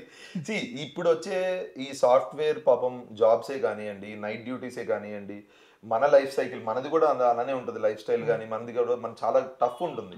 కానీ ఇలాంటి టైంలో నేను అందరికి ఇచ్చే అడ్వైస్ ఏంటంటే, నైట్ డ్యూటీస్ చేసిన night duty day duty, night duty day duty ఇలా ఉండనీయకుండా, ఒకవేళ వాళ్ళు అదే నైట్ డ్యూటీ కంటిన్యూగా 3 to 6 months చేశారనుకోండి, వాళ్ళ బాడీ మెల్లమెల్లగా అకామిడేట్ అవ్వడం స్టార్ట్ అవుతుంది. ఆ రిథంకి తగ్గట్టుగా యాక్టివిటీ, ఆ రిథంకి తగ్గట్టుగా ఆ టైంలోనే డైట్ తీసుకోవడం, ప్రాపర్ యాక్టివ్గా ఉన్నప్పుడే డైట్ తీసుకునేటట్టు, ఫుడ్ తీసుకునేటట్టు చేసుకుంటే డెఫినెట్లీ కొద్ది కాంప్లికేషన్స్ అయితే తగ్గుతాయి. బట్ లైఫ్ స్టైల్ బాగున్నప్పుడు, స్లీప్ సైకిల్ బాగున్నప్పుడు, అబ్నార్మల్ టైమ్స్లో ఫుడ్ తీసుకున్నప్పుడు ఇవన్నీ they are again going into the loop. We're increasing the obesity, we're increasing the visceral fat, we're increasing the insulin resistance, we're increasing the cardiovascular problems, heart issues, migraines, brain issues, strokes ఎన్ని వస్తున్నాయి. ఇవన్నిటికీ కారణం simple rhythm. మన daily లైఫ్లో ఉండే rhythm, చిన్నప్పటి నుంచి మన శరీరానికి అలవాటు చేసిన రిథమ్ని మనమే డిస్టర్బ్ చేస్తున్నాం. డిస్టర్బ్ చేసినప్పుడు దానికి తగిన మూల్యం మనం చెల్లించుకోవాల్సిందే. తనోజ్ గారు, చాలామంది రైస్ తింటే డయాబెటీస్ వస్తుంది, నేను రైస్ ఆపేద్దాం అనుకుంటున్నాను అంటారు. సో రైస్కి అసలు ఎంతవరకు వాల్యూ ఉంది? ఇంకోటి, నేను రైస్ బదులు చపాతీ తింటా అంటారు. సో నిజంగా చపాతీ వల్ల యూజ్ ఉందా? ఓకే, సో ఇప్పుడు రైస్ గురించి మాట్లాడదాం. రైస్ వల్ల అయితే మాత్రం డయాబెటీస్ రాదు. డయాబెటీస్ ఉన్న వాళ్ళు వైట్ రైస్ని అవాయిడ్ చేయడం మంచిది. ఎందుకంటే దాని గ్లైసిమిక్ ఇండెక్స్ ఎక్కువ. సో గ్లైసిమిక్ ఇండెక్స్ అంటే అది షుగర్ని పెంచే భావం దానికి ఎక్కువ ఉంటుంది. సో వైట్ రైస్ బదులు నేను చపాతీ తింటానంటే చపాతీకి కూడా ఆల్మోస్ట్ గ్లైసిమిక్ ఇండెక్స్ అంతే ఉంటుంది, ఒక రవ్వ కొద్దిగా తక్కువ ఉంటుంది చపాతీ. కానీ మనం ఏం చేయొచ్చు అంటే రైస్ని అవాయిడ్ చేయాల్సిన అవసరం లేదు, వైట్ రైస్ని అవాయిడ్ చేయాలి. మనం ఒక పట్టు బియ్యం, సింగిల్ పాలిష్ రైస్ అని లేదా బ్రౌన్ రైస్ అని, వీటిల్లో గ్లైసిమిక్ ఇండెక్స్ చాలా తక్కువ. సో ఇవి చక్కగా ఎంజాయ్ చేయొచ్చు. ఇంతకుముందు మన తాత వాళ్ళు కానీ వాళ్ళందరూ అదే తినేవాళ్ళు. ఐ థింక్ మనం బ్రౌన్ రైస్కి షిఫ్ట్ అవుతే బెటర్ ఏమో అనిపిస్తుంది, ఎందుకంటే ఈ టూ మచ్ పాలిష్డ్ రైస్ వల్లే కదా ఇవన్నీ. ఎస్, బ్రౌన్ రైస్ అనేది ఇప్పుడు సెపరేట్ బ్రీడ్ లాగా అమ్ముతున్నారు. అలా కాకుండా మన రెగ్యులర్ ప్యాడీ నుంచే ఒక్కసారి వడ్లాడించి ఒక పట్టు బియ్యం మాత్రం తీసుకుంటే ఇంకా మంచిది. ఒక పట్టు బియ్యంలో మనకి స్ట్రెంగ్త్ ఏదైతే వైటమిన్స్ కానీ ఏదైతే అదర్ థింగ్స్ ఏవైతే ఉంటాయో మినరల్స్ కానీ బెటర్గా ఉంటాయి. సో ఒక పట్టు బియ్యం వల్ల గ్లైసిమిక్ తీసిన పొట్టేమో పశువులకు పెడుతున్నారు, బర్రెలకి, అందుకే అవి గట్టిగా ఉంటాయి. మనం ఇలా ఉన్నాం. సో టేస్ట్ గురించి చూడకుండా ప్రాపర్ హెల్త్ గురించి చూసుకొని చక్కగా ఒక పట్టు బియ్యం తినొచ్చు. Single polish rice is far better than chapati, roti. And రెండోది, రాత్రి నేను 2 చపాతీలు తింటే నాకు షుగర్ తగ్గిపోతుంది కాదు. ఆ 2 చపాతీలో ఏం కర్రీ తింటున్నావు, నువ్వు దానిలో మళ్ళీ ఆలు వేసుకుంటాను, దుంపకూరలు తింటానంటే ఎలా చెల్లదు. అదే చపాతీలో ఫైబర్ ఎక్కువ ఉండే కర్రీస్, గ్రీన్ కర్రీస్ తీసుకోవడం. సింగిల్ పాలిష్ రైస్లో అయినా మీరు గ్రీన్ కర్రీస్ యాడ్ చేయండి. When you're adding fibre to carbohydrate, ఆటోమేటిక్గా గ్లూకోజ్ ఎక్కువ అబ్జార్బ్ అవ్వదు. సో వాళ్ళ బ్లడ్ గ్లూకోజ్ లెవెల్స్ బెటర్గా ఉండే ఛాన్సెస్ ఉంటాయి. సో అందుకే ఎప్పుడు ప్రతి డైట్లో ఫైబర్ యాడ్ చేయాలి. మార్నింగ్ బ్రేక్ఫాస్ట్ దగ్గర ఫైబర్ యాడ్ చేయాలి, మధ్యాహ్నం లంచ్లో ఫైబర్ యాడ్ చేయాలి, రాత్రి డిన్నర్లో కూడా ఫైబర్ యాడ్ చేయాలి. దీనివల్ల డైజెషన్ బాగుంటుంది, మోషన్ ఇష్యూస్ ఉండవు, అండ్ షుగర్ కంట్రోల్లో ఉంటుంది. ఇవన్నీ పక్కన పెడితే ఎంత గట్ అయితే బాగుంటుందో మన బ్రెయిన్ మెమరీ పవర్ అంత బాగుంటుంది, ఎంత గట్ అయితే బాగుంటుందో కార్డియాక్ హెల్త్ అంత బాగుంటుంది. ఇంకోటి అందరికీ చెప్తున్నా, గట్ బాగుంటే మీ స్కిన్ కూడా బాగుంటుంది. అందుకే gut brain axis, gut skin axis, gut heart axis ఇలా మాట్లాడుకుంటాం మనం. పేగు బాగుంది, పొట్ట బాగుంది అని అంటే మనిషి బాగుంటాడు. ఇంకోటి ఈ రాగులు, సజ్జలు, జొన్నలు ఇవి ఈ మధ్య కన్జంప్షన్ బాగా పెరిగింది, అందుకే రేట్ కూడా ఎక్కువైపోయింది, ఫేమస్ అయ్యాయి. సో అసలు ఇవి మనకి ఎంతవరకు హెల్ప్ అవుతాయి? సో ఇవి మనకి ఎంతవరకు షుగర్ని కంట్రోల్ చేస్తాయి? ఓకే, దీన్ని బ్రాడ్గా ఒక టర్మ్లో తీసుకుందాం. రాగులు, సజ్జలు అన్నింటినీ millets. Okay, so other than rice కాకుండా అదర్ సోర్సెస్ ఆఫ్ కార్బోహైడ్రేట్ అంటాం వీటిని. వీటికి బేసిక్గా స్లో గ్యాస్ట్రిక్ ఎంప్టీయింగ్ ఉండి తక్కువ గ్లూకోజ్ని రిలీజ్ చేసేది బాడీలో గుణం ఉంటుంది కాబట్టి బ్లడ్ గ్లూకోజ్ కంట్రోల్లో ఉంటుంది. రాగులు, సజ్జలు, జొన్నలు they are better than white rice, but not better than single polish rice. మళ్ళీ నేను అదే అంటాను, మనం ఎక్కువ సాక్రిఫైస్ చేసుకోవాల్సిన అవసరం లేదు. వీటిల్లో ఎక్స్ట్రా ఏమొస్తుంది other than single polish rice అంటే కొద్దిగా ఐరన్ బెటర్గా ఉంటుంది, కాల్షియం బెటర్గా ఉంటుంది, పొటాషియం బాగుంటుంది, ఫాస్ఫరస్ బాగుంటుంది. ఇవన్నిటి వల్ల మీ కేటగిరీ బాగుంటుంది బోన్స్. సో మిల్లెట్స్ లో మనకి జనరల్లీ బోన్ హెల్త్ బెటర్ గా ఉండడమే కాకుండా అదర్ బాగుంటాయి, ఐరన్ ఇవన్నీ బాగుంటాయి కాబట్టి దానిలో it receives an extra mark. But diabetes పరంగా మీరు అడిగితే మాత్రం millets are not far superior than single polish rice. Single polish rice తీసుకోవచ్చు, మిల్లెట్స్ తీసుకోవచ్చు, రెండు తీసుకోవచ్చు. వైట్ రైస్ అవాయిడ్ చేయాలి, ప్రాసెస్డ్ పాలిష్డ్ వైట్ రైస్ వద్దు. వైట్ రైస్ అవాయిడ్ చేయాలి, లేట్ నైట్ ఫుడ్స్ అవాయిడ్ చేయాలి, ఫైబర్ అడిక్వేట్ గా తీసుకోవాలి, వాకింగ్ చేయాలి, రెగ్యులర్ గా డాక్టర్ కన్సల్టేషన్స్ తీసుకుంటూ ఉండాలి. సో ఇంకోటి డాక్టర్ గారు, ఈ మధ్య చాలా మంది CGM పెట్టుకుంటున్నారు. అసలు ఈ CGM ఎవరు పెట్టుకోవాలి?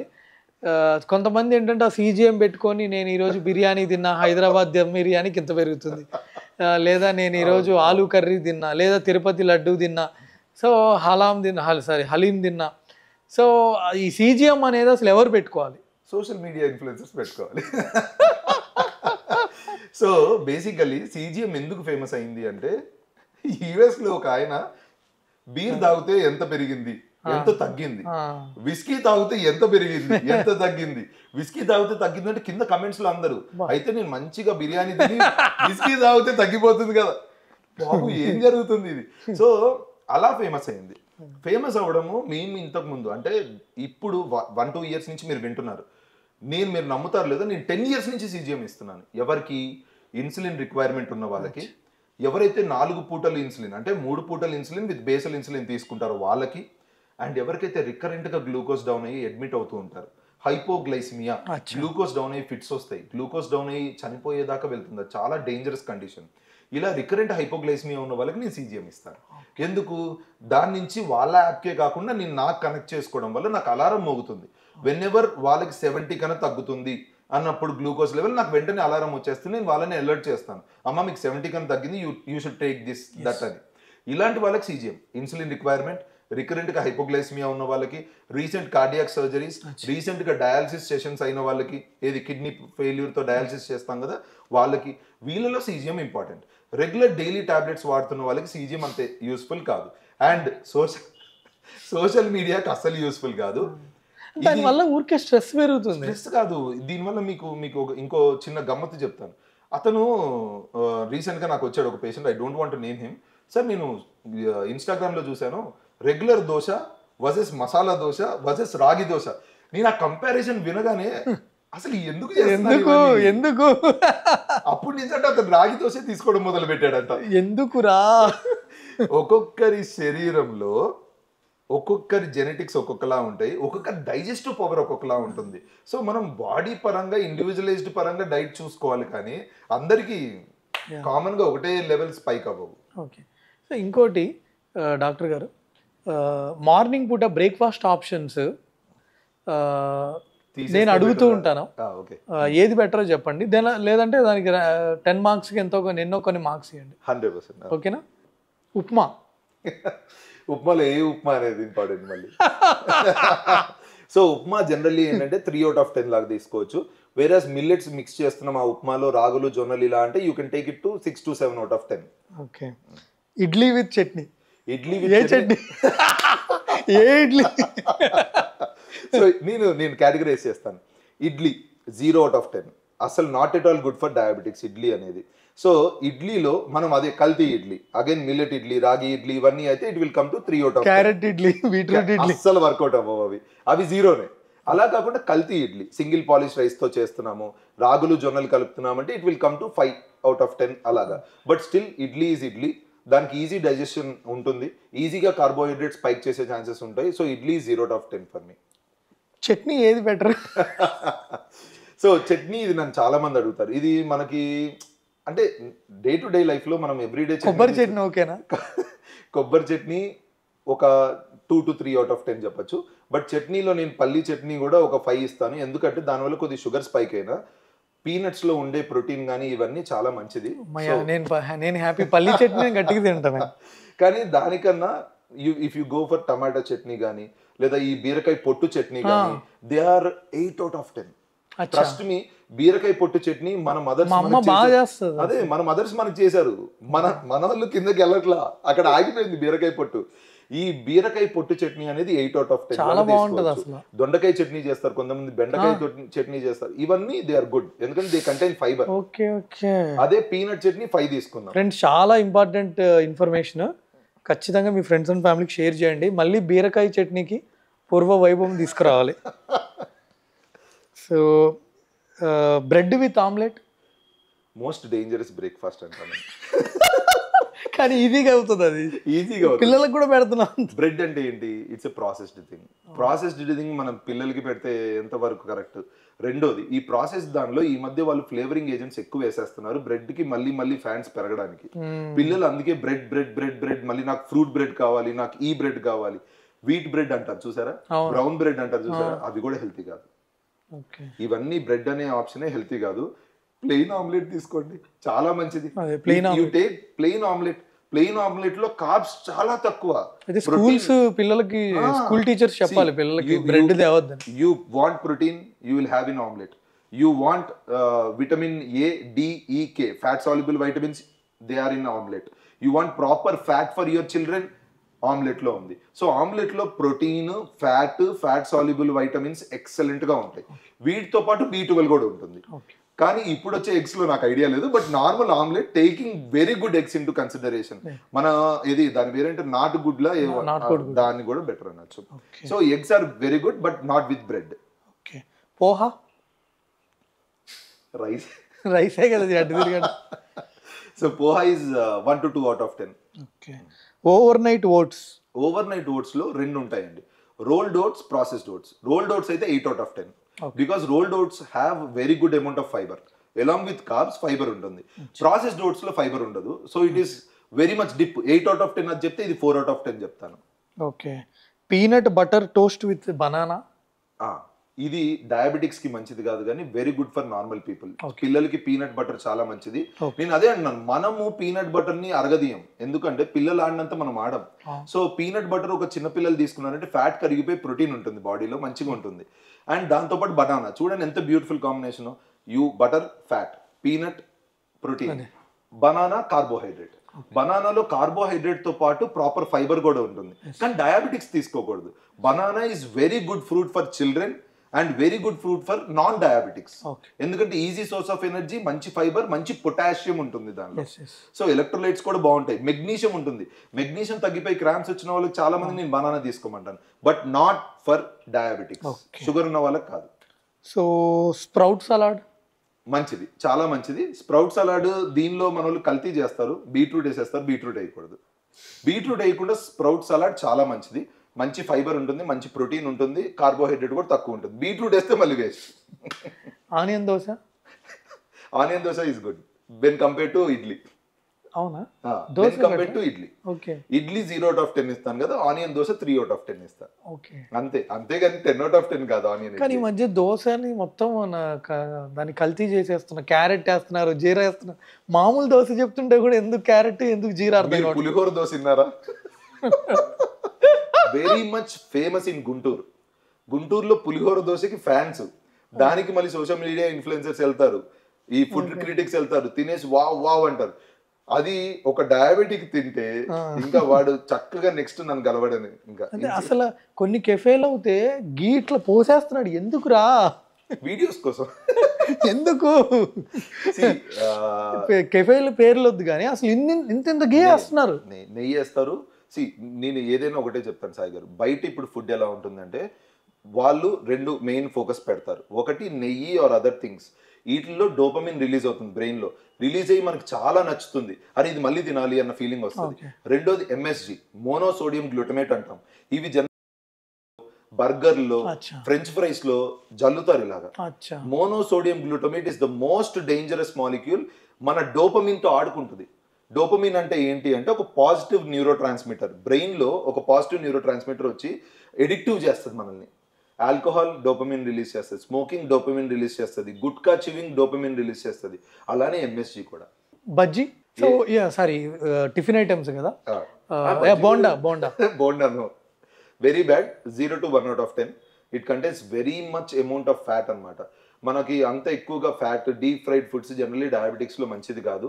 ఎందుకంటే డయాబెటీస్ ఒకటే వెళ్ళదు, దాంతో పాటు కొలెస్ట్రాల్ ని కూడా అబ్నార్మల్ చేసుకుంటూ వెళ్తుంది. కాబట్టి no for Mysore bonda. No. Puri deep fried same. ఏదైతే నూనెలో స్విమ్మింగ్ చేస్తాయో puri, bonda, vada, everything whichever swims in the deep oil and deep fried వద్దు. ఇంకోటి అసలు ఆయిల్ ఎప్పుడు మారుస్తారో నాకు నిజంగా తెలియదు. నల్లగా దాకా లేదు, వాళ్ళ బడ్జెట్ ప్రకారంగా మారుస్తారు.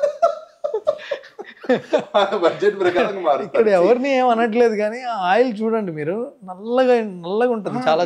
ఈ మధ్య మామూలుగా అంటే మన యూట్యూబ్ వీడియోస్ లో చూస్తాం, ఫుడ్ వీడియోస్ చూస్తాం కదా, వాళ్ళు షూట్ చేసే దానిలో కూడా ఆయిల్ బాగోదు. పోనీ వాళ్ళు షూట్ చేస్తున్నారైనా ఆయిల్ మార్చచ్చుగా, మార్చట్లా.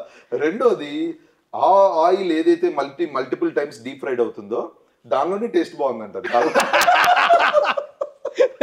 కానీ మోస్ట్ డేంజరస్ థింగ్ చెప్తాను, మల్టిపుల్ టైమ్స్ ఫ్రై అయింది అనుకోండి, ఒక ఆయిల్లో మనం ఒక ఐటమ్ వేసి ఫ్రై చేసామనుకోండి, ఎసిసల్ఫేమ్ అని ఒక కెమికల్ రిలీజ్ అవుతుంది.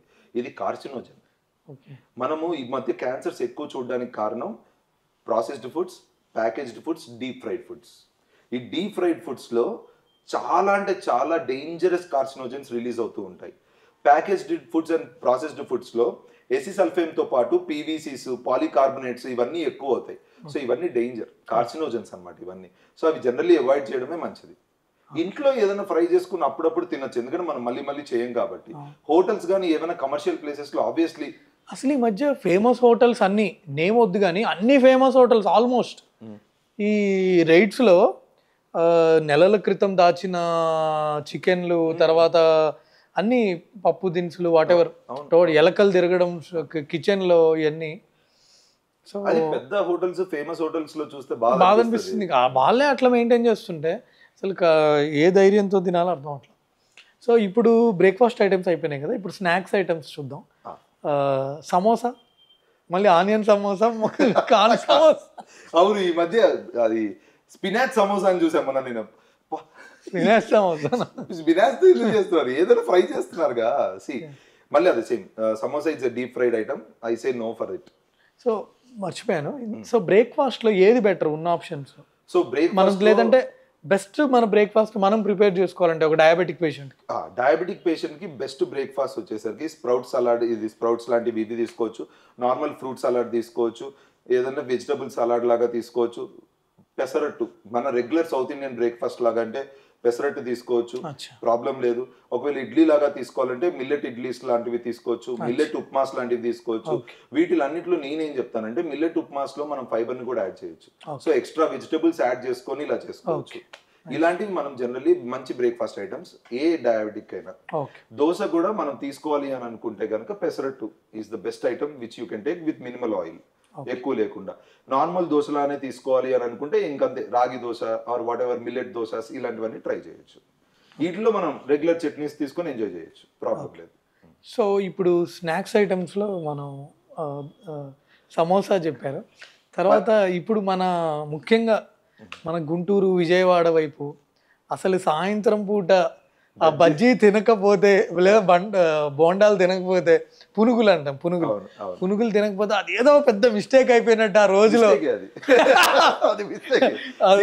బజ్జీ తిని టీయో కాఫీయో టీ తాగకపోతే అసలు ఆ రోజు ఎంత రాంగ్ చేసినట్టు. సో బేసిక్గా నేను విజయవాడలో 3 years చదువుకున్నాను కదా అక్కడ గవర్నమెంట్ కాలేజ్ లో.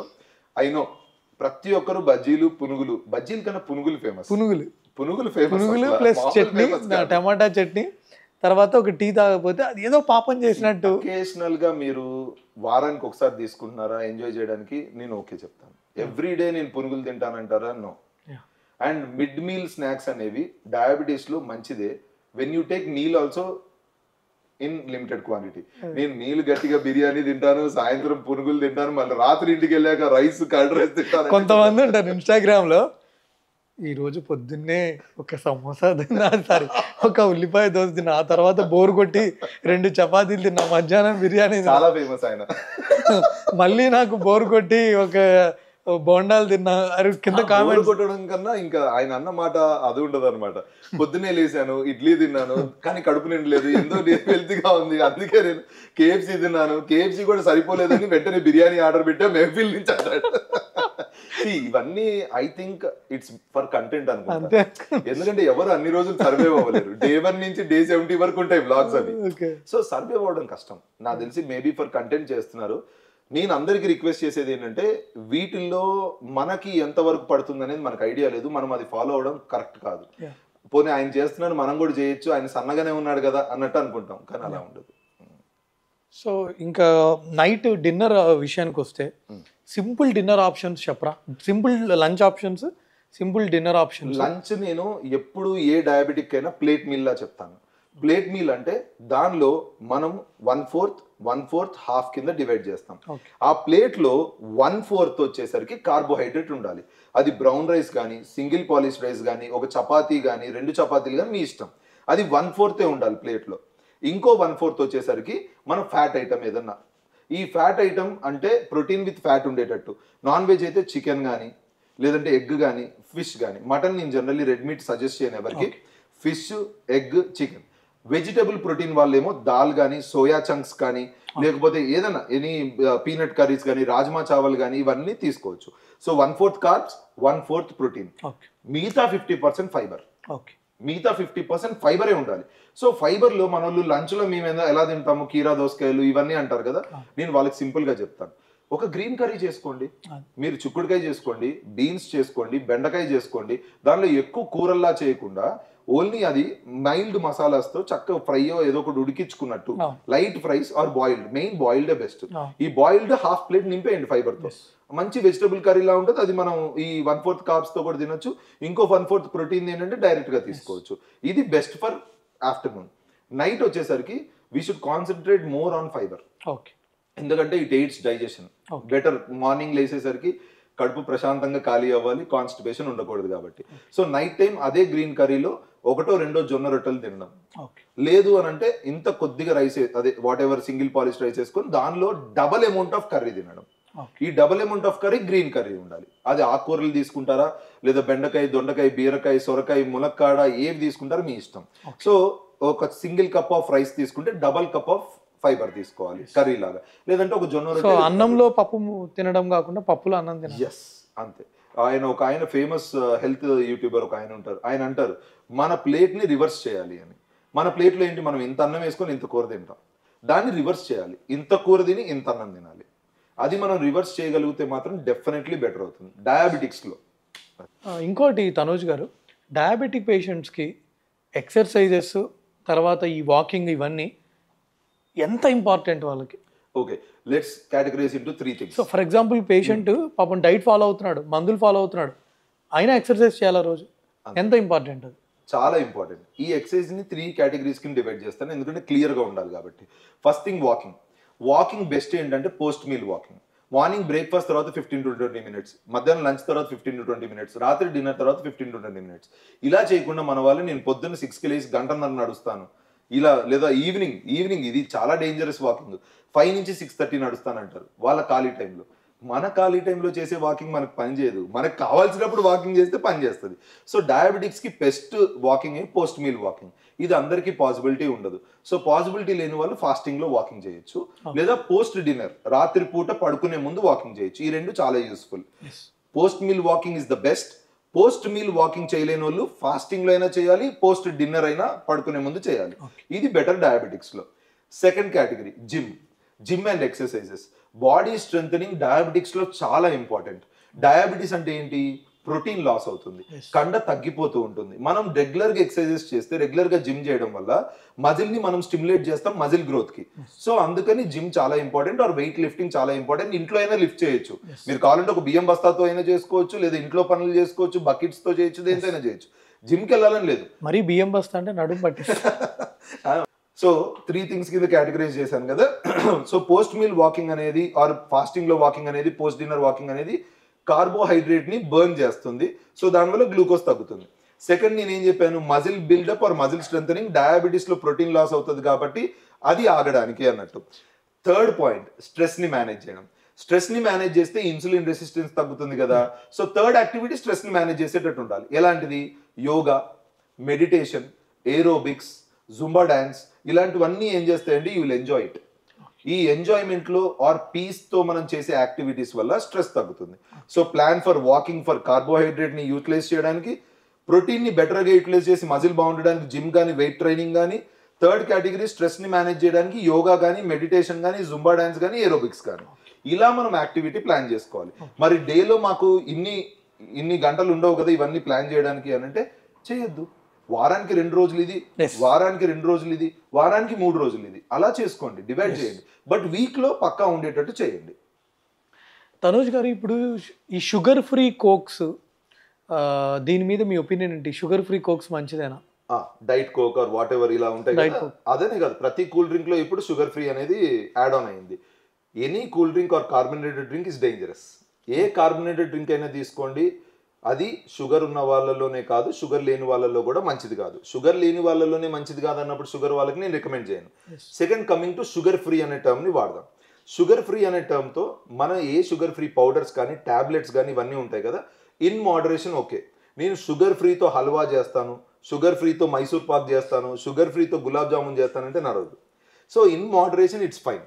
ఎందుకు అంటే ఇంతకుముందు షుగర్ ఫ్రీ ఎక్కువ వాడితే కార్సినోజన్స్ ఉన్నాయి, దానివల్ల ఇంకా ఎక్కువ ప్రాబ్లమ్స్ వస్తున్నాయి, అది ఇది అని చెప్పేవాళ్ళు కదా.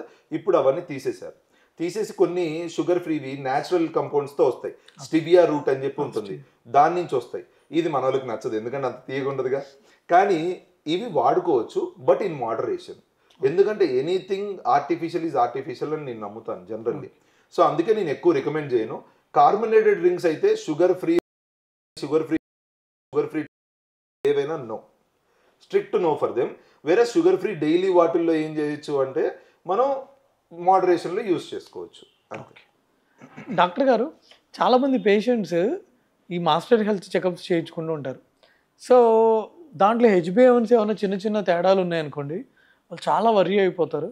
అసలు ఎప్పుడు వర్రీ అవ్వాలి హెచ్బిఏవన్సీ గురించి? ఓకే, సో హెచ్బిఏవన్సీ అనేది ఇందాక మనం టాబ్లెట్స్ గురించి every week, every month, every year updates ఎలా వస్తాయో, ఈ టార్గెట్స్ మీద కూడా హెచ్బిఏవన్సీ టార్గెట్స్ అండ్ నార్మల్ వాల్యూస్ మీద కూడా అప్డేట్స్ వస్తాయి. ఎందుకు అంటే మన ఎన్విరాన్మెంట్ ప్రకారంగా మనకున్న ఆ టైంలో వైరస్ అవుట్ బ్రేక్స్ కానీ, వ్యాక్సిన్స్ కానీ, వీటి వల్ల ఏదైనా మాడ్యులేట్ అయినా కానీ ఇవి మారుతూ ఉంటాయి. సో అనే హోల్ చెప్పాలి అంటే హెచ్బిఏవన్సీ అనేది 5.7 నుంచి 6.5 వరకు ఉంటే ప్రీ డయాబెటీస్ అని, 6.5 కన్నా ఎక్కువ ఉంటే డయాబెటీస్ అనేది మనకి ఎప్పుడు వచ్చే నార్మల్. కానీ నేను సింపుల్ టర్మ్స్లో చెప్పాలి అని అనుకుంటున్నానంటే 6.5 కన్నా లోపల ఉంటే నార్మల్. అది మీరు 5.8 ఉంటే వరీ అవ్వాలి, 6 ఉంటే వరీ అవ్వాలి, 6.1 ఉంటే వరీ అవ్వాలని లేదు. 6.5 లోపల ఉంటే మీరు డయాబెటిక్ కాదు. కానీ మీరు ఒబేస్ ఉంటే వెంటనే వెయిట్ లాస్కి ప్లాన్ చేసుకోవాలి. ఫాదర్ మదర్కి ఒకవేళ జెనెటిక్గా డయాబెటీస్ ఉంది అని అంటే అప్పుడు మనం కొద్ది జాగ్రత్తలు తీసుకోవాలి.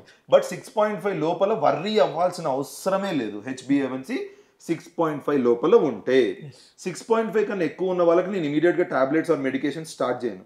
వాళ్ళకు కూడా first diet and life style మోడిఫికేషన్సే చెప్తాను. 7.5 బాగా ఎక్కువ ఉందన్న వాళ్ళకి, కాంప్లికేషన్స్ ఆర్ ఏదైనా కంప్లైంట్స్ ఉన్న వాళ్ళకి మాత్రం నేను డయాబెటిక్ మెడికేషన్ పెట్టడం జరుగుతుంది. ఈ మాస్టర్ చెకప్స్లో జనరల్లీ ఏంటంటే 5.8 6.1 ఇలా ఉంటే వర్రీ అవుతూ ఉంటారు. దాని గురించి వర్రీ అవ్వాల్సిన అవసరం లేదు. ప్రీ డయాబెటీస్ అనే టర్మ్ మైండ్లో నుంచి తీసేయాలి. 6.5 లోపల ఉంది అని అంటే ఏం కంగారు పడాల్సిన అవసరం లేదు, అంతే. ఓకే, అసలు ఇంకోటి, అసలు HbA1c అంటే ఏంటి, దాని ఇంపార్టెన్స్ ఏంటి? ఓకే, HbA1c అనే దాన్ని గ్లైకేటెడ్ హిమోగ్లోబిన్ అంటాం. ఈ హిమోగ్లోబిన్కి షుగర్ మాలిక్యూల్ అనేది అటాచ్ అవుతూ ఉంటుంది, దాన్ని మనం మెజర్ చేస్తాం.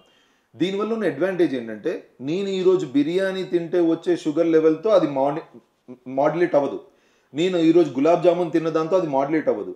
వేరే 3 monthsలో నేను చేసిన తప్పులన్నీ దానిలో కనబడతాయి. సో ఈ 3 months ఆర్ 4 months యావరేజే HbA1c. ఇది ఒక డాక్టర్కి ఒక క్రూడ్ ఇండికేటర్ ఇస్తుంది. ఫర్ ఎగ్జాంపుల్ నేను ఒక పేషెంట్ గురించి చెప్తాను. 3 monthsకి నేను మెడికేషన్ రాస్తాను. వాళ్ళు ఏం చేస్తారు, 1 month ఏదో డైట్ ఫాలో అవుతారు, 1 month న్యాచురోపతి ఫాలో అవుతారు, 1 month ఇంకేదో ఫాలో అవుతారు. ఇవన్నీ ఫాలో అయ్యాక నా దగ్గరకు వచ్చే 1 week ముందు షుగర్ టాబ్లెట్స్ వేసుకుంటారు. సో నా దగ్గరకు వచ్చే 1 week ముందు షుగర్ టాబ్లెట్స్ వేసుకున్నప్పుడు ఫాస్టింగ్ పోస్ట్ లంచ్ కంట్రోల్లోనే ఉంటాయి, కానీ HbA1c ఏమవుతుంది, ఎక్కువ కనబడుతుంది. సో ఇలాంటి సినారియోస్లో HbA1c యూస్ఫుల్. HbA1c ఎక్కువగా ఉంది కానీ ఫాస్టింగ్ పోస్ట్ లంచ్ నార్మల్ ఉంది అని అంటే మనిషి ఏదో చేశాడు. అదే ఒకవేళ HbA1c ఎక్కువ ఉంది, ఫాస్టింగ్ పోస్ట్ లంచ్ కూడా ఎక్కువ ఉందంటే అన్కంట్రోల్డ్గా ఉంది, ఇమీడియట్గా మనం ట్రీట్మెంట్ ఇవ్వడం మొదలు పెట్టాలి. ఎందుకు అంటే కాంప్లికేషన్స్ వచ్చే ఛాన్సెస్ ఎక్కువగా ఉంటాయి. సో HbA1c చాలా ఇంపార్టెంట్. ఎవ్రీ 3 to 4 monthsకి చేయించుకోవడం బెటర్. దాని ప్రకారంగా డాక్టర్కి ఒక రఫ్ ఐడియా వస్తుంది, ఎంత డోస్ ఇవ్వాలి, ఎంతవరకు ఈయన కాంప్లికేషన్స్కి రిస్క్లో ఉన్నాడు, ఎంతవరకు మనం మాడ్యులేట్ చేసుకోవాలి డోసేజెస్ అనేది క్లారిటీ వస్తుంది. సో ఫ్రెండ్స్, ఇది ఈ వీడియోలో. ఈ వీడియో కనుక మీకు నచ్చినట్టయితే మీ ఫ్రెండ్స్ అండ్ ఫ్యామిలీకి షేర్ చేయండి. Thank you. మీ డౌట్స్ ఏమైనా ఉంటే ప్లీజ్ కింద కామెంట్స్లో తెలియజేయండి. సో ఇది ఫ్రెండ్స్ ఈ వీడియోలో. Thanks for watching. ఈ వీడియోని తప్పకుండా మీ ఫ్రెండ్స్ అండ్ ఫ్యామిలీకి షేర్ చేయండి. Thank you. బై.